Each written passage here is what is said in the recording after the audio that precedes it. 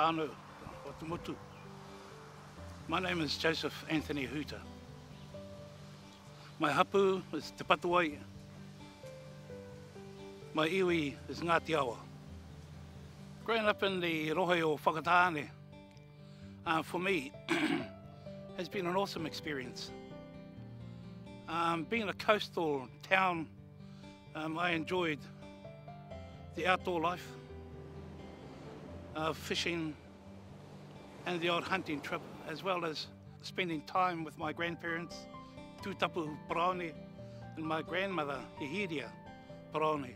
They used to have an awesome veggie garden, and I used to bike up to their place quite often. And of course, not only to help them in the garden, but actually to eat the fresh vegetables. And because my grandparents also dried herrings, and that was something I acquired a taste for. And of course our whare was right next to the board mills. And with my mother, she taught me actually how to bake prawara, a lot of cooking. My father taught me how to fish. And on a good day, it depended on the bait used to catch those fish. And I suppose as I grew older, I may have used those techniques to become not only a fisher of fish, but a fisher of men. This marae is known as Pupu Aruhe. The whare tūponei tūnei is Toroa. Ana the whare kai kei kona is Kaki Piki Tua. Some of the fond memories I have of this place are quite varied. On the day of the nehus, for example, the karakias. I'm saying I didn't understand what was being said, but the way the karakias were being chanted, or even said for that matter, it is certainly striking. My dad, although of the Catholic faith, he was not a practicing Christian, but it was there. And for my mum, Mabel, she was of the Anglican faith because of her mother, my grandmother Hihiria. And at that time, growing up, I think the seed was sown when I was probably about 5 years old. And as I grew older and began to understand things, I grasped hold of what my parents were trying to teach me in regards to the family values, and found that there was a connection between that and, of course, the Gospels. And in many ways now, I think that's where it all started in regards to where I am today.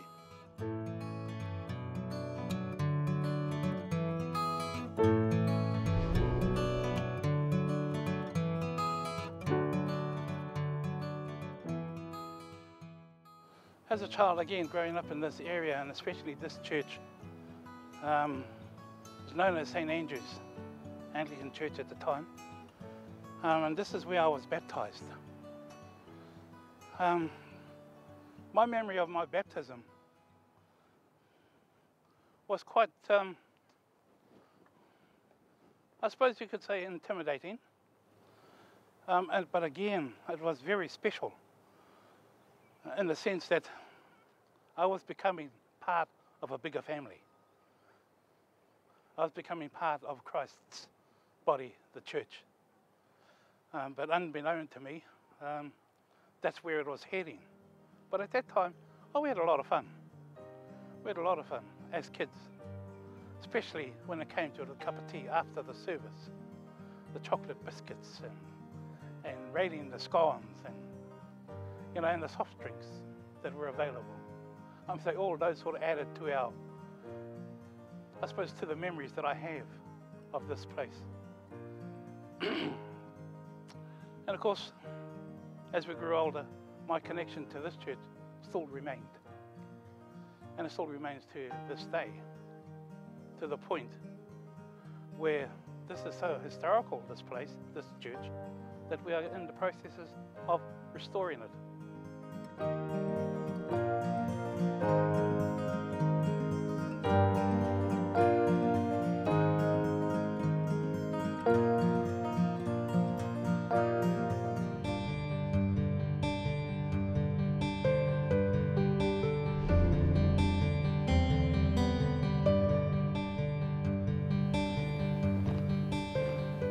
Morena, Piopa. Morena, Joe. Nice to be here. Mai.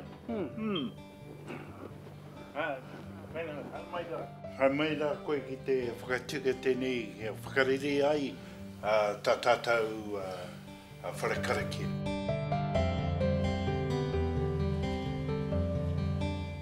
The Amarangi Centre here in the Rotorua is the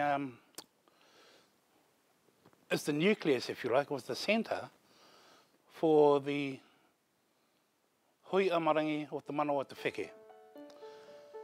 This is our educational centre where every now and then we do come in from all parts of this region to fellowship, to meet and greet, and of course to learn.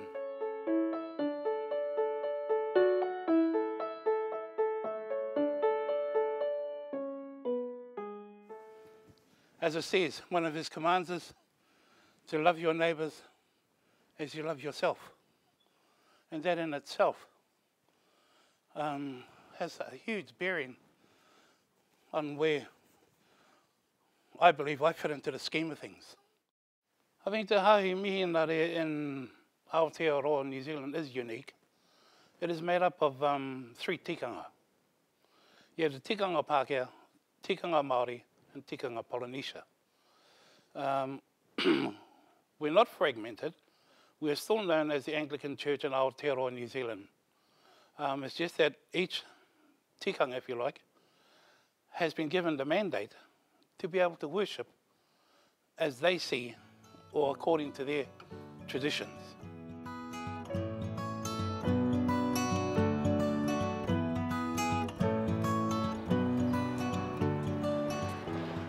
Welcome to St. Mary's Church, Modia.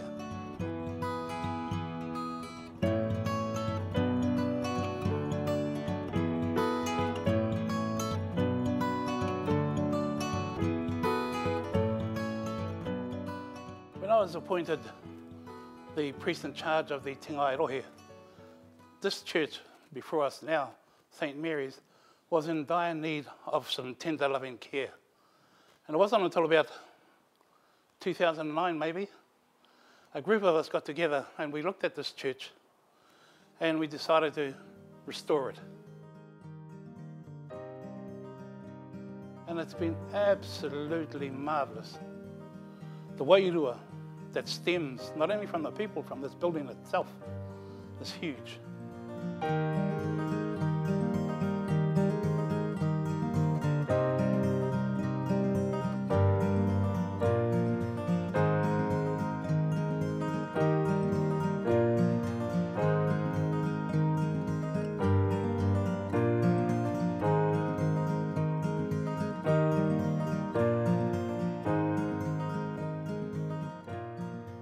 Welcome to St. Peter's Church, Hinamore Point. Within tikanga Māori, you could say that a lot of our churches were strategically placed because there was a relationship. The relationship of the marae with the church and, of course, our urupas. And so it is that we are certainly graced with a taonga such as this. And yes, we have many baptisms, weddings, and our normal Sunday services as well. I think it's very important that we should be attending church for the simple reason is that when you look at society today, there does not appear to be the values, for example, that I grew up with. If they are, they're quite hidden. And in order to maintain those values, I think it's through the fellowship at church and, of course, the teachings of Christ that certainly become quite prominent in one's life and actually reinforces what the values are that we should be living by.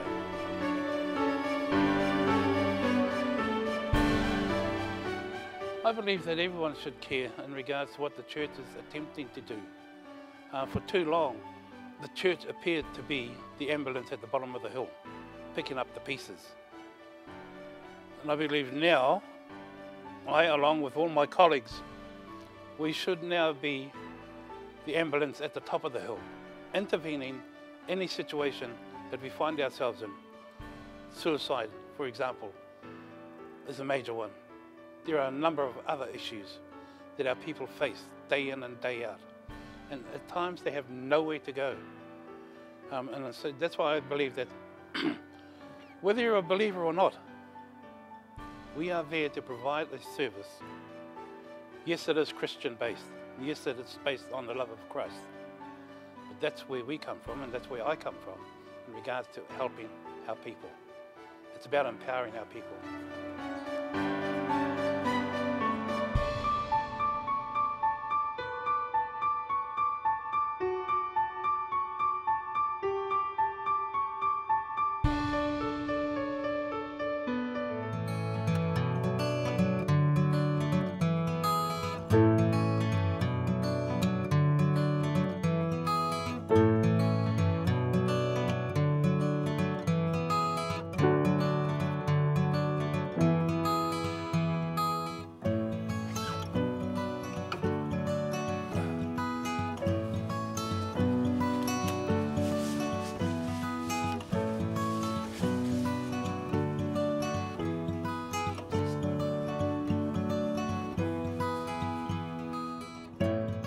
I'm actually feeling quite good this morning.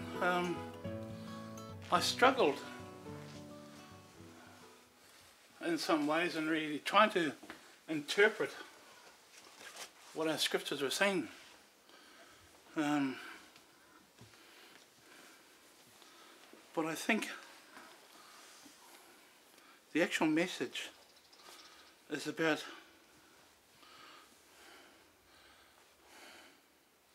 intimidation. So it'll be quite interesting to sort of try and piece it together. Oh, this is my wife, Teresa. Yeah. You're the better half.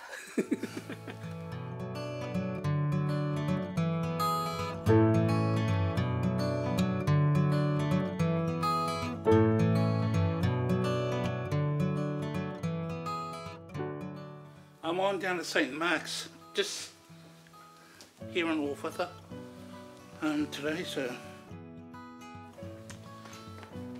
there's 2 services happening in this area.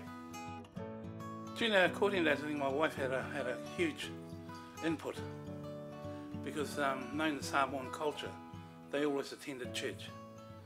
And so she actually enticed me to sort of start going to church to the point there where, yeah, I actually became quite proactive in the church to the point where I took it on.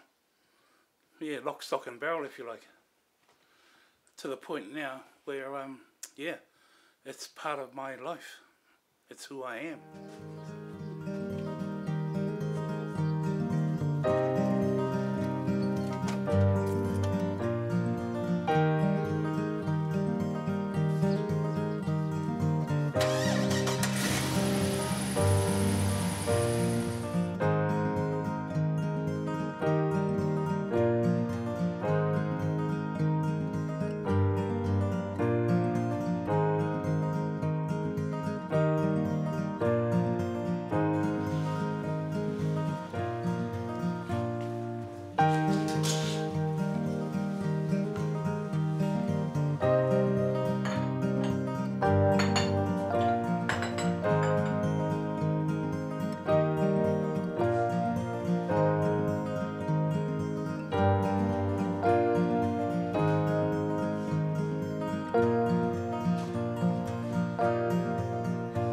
For me, my role is actually, in many ways, you have to multitask.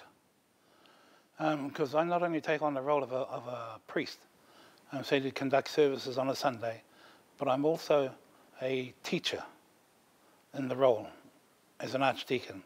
And my teaching role takes me around the various rohes, again promoting the understanding, the theology, the biblical and the pastoral components in regards to Christ.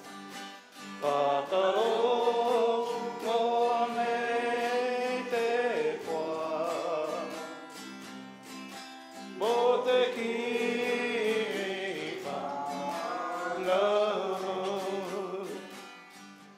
on this fridge magnet, it has, Jesus loves you, everyone else thinks you're an idiot. I'm going to say, and that spoke volumes to me when I was preparing myself for the service this morning, because the readings, when I looked at all three readings, because when we hear that reading from Jeremiah, they're planning to kill Jeremiah. Why? Was Jeremiah that intimidating because of what he believed? Because there are some, unfortunately, that actually think like that in regards to you and I. They don't know how to handle us. I don't know whether you've noticed, but I know some, when I sort of mix in amongst people, and they know I'm a priest, they don't know how to handle me. Some of them tend to watch their P's and Q's for that reason. And at times I say to them, well, hey, hang on a minute. I am a husband, I am a father, and then I'm a priest. So all those components make up who I am. And that shouldn't make any difference to those who feel intimidated. And I think the message in that regard is that some people can be intimidated by how we motivate ourselves, or how we, what we believe in, you know, in the love of Christ. I don't know how people can see that as being intimidating, but that's the word that came through. And we have to sort of rise above that.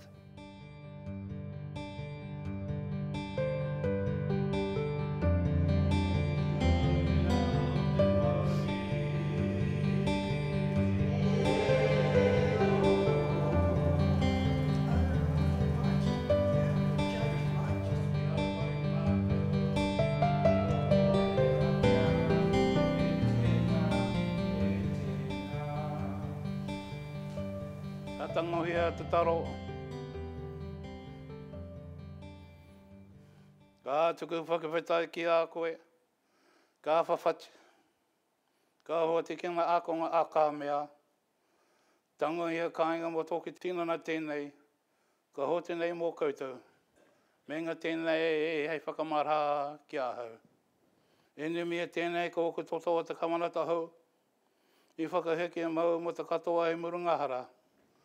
Menga tēnei hei whakamahara ki a hau. Tēnā tīna te kreiti, whatinei. Pesi tīna te kreiti, whatinei ma.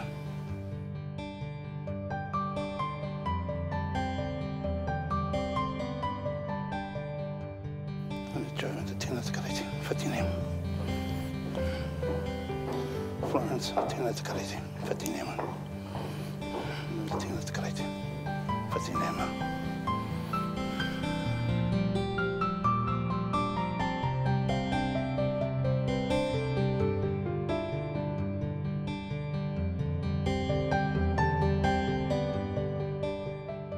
You know, when we look at on the news, for example, there's always something on the news that's actually denigrating to us, denigrating to our children, how they are treated, how our pakake are treated. And so I truly hope that within the church itself that we do promote the caring of our children, especially because they are the next generation. And at the moment also our pakake. And I think we can achieve this through sitting together, listening to and talking to, not so much talking at, but talking to our people on where they're at, where they hope to go, so their dreams and aspirations as well. And we walk that journey together.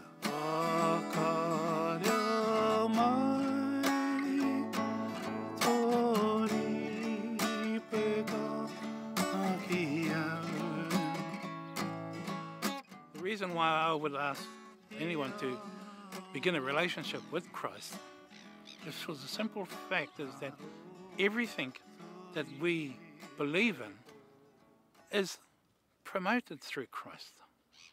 Our family values, as always. And as we know, Christ taught in parables. And a parable, of course, is a heavenly story with an earthly meaning. And everything Christ teaches us relates to you and I here today, tomorrow, and even next week.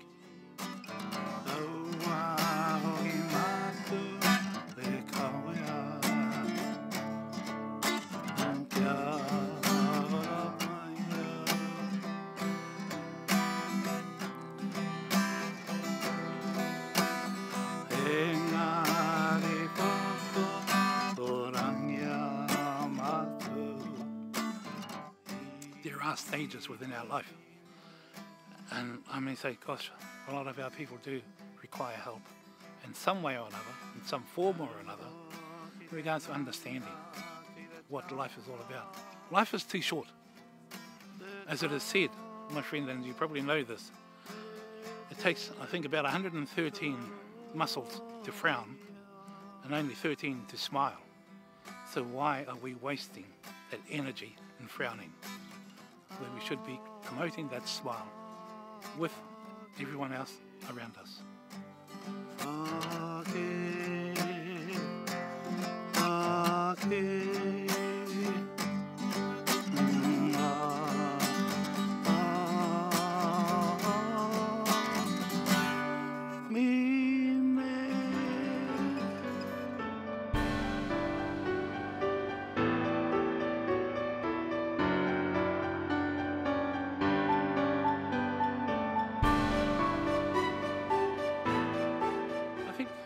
My parents have taught me in particular the meaning of unity, the meaning of love, the meaning of family, what it truly means to be family, and how we should be looking after each other.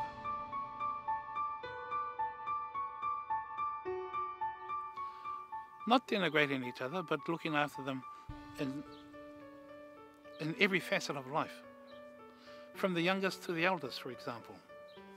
Again, instilling those Christian values. And I'm truly thankful for both my parents.